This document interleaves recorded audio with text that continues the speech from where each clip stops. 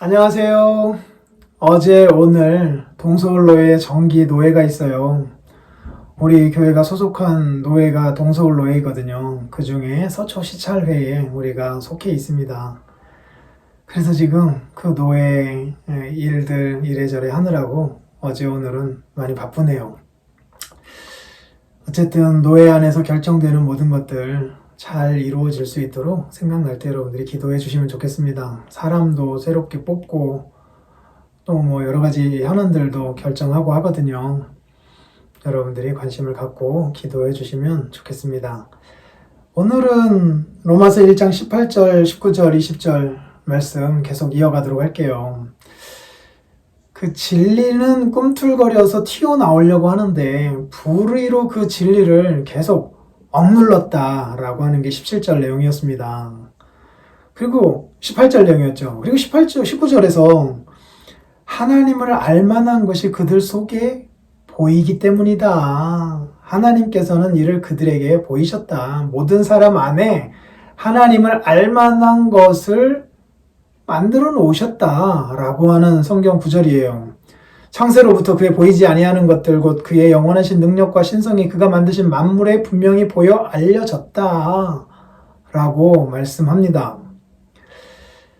여기에서 고민거리가 생겨나는 거죠. 그러면 인간이 이렇게 인간 안에 하나님을 알만한 요소가 남겨져 있으니 인간이 갈고 닦고 하면 자신 안에 이렇게 하나님을 알만한 요소, 남겨진 그것을 통하여서 하나님을 알아갈 수가 있는가?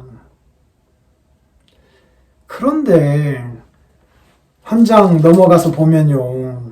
3장에 10절에 의인은 없나니 하나도 없으며 깨닫는 자도 없고 하나님을 찾는 자도 없고 다 치우쳐 함께 무익하게 되고 선을 행하는 자는 없나니 하나도 없도다 라고 말씀하십니다. 그래서 율법의 행위로 그 앞에 의롭다 하심을 얻을 육체가 없다라고 말씀해요. 모든 사람이 죄를 범하였으며 하나님의 영광에 이르지 못하였다라고 말씀합니다. 즉 사람의 내면에서 가지고 있는 어떤 것을 통하여 하나님을 알고 그래서 하나님 앞에 구원을 얻을 수 있는 사람은 없대요. 모든 사람이 다 타락하였기 때문입니다. 그래서 어느 누구도 자신의 본성을 따라서 하나님을 알게 되고 깨닫게 되고 믿게 되는 일을 할 수가 없대요. 틀림없이 3장은 그렇게 우리에게 가르쳐 줍니다. 그렇기 때문에 예수님께서 이 세상에 오실 수밖에 없었고 예수님께서 우리의 죄값을 지불하느라 십자가에 죽으실 수밖에 없었다. 그래서 그 예수 그리스도를 믿는 믿음으로 말미암아 새롭게 우리들이 의를 얻게 된다라고 하는 사실을 말씀해요. 그런데 1장에서는 이는 하나님을 알만한 것이 그들 속에 보임이라 라고 말씀하고 있잖아요. 이걸 어떻게 해석할까요? 이렇게 보시면 돼요. 태초에 하나님이 사람을 창조하실 때 사람 안에 하나님을 알만한 요소를 가지고 있게 만드셨어요.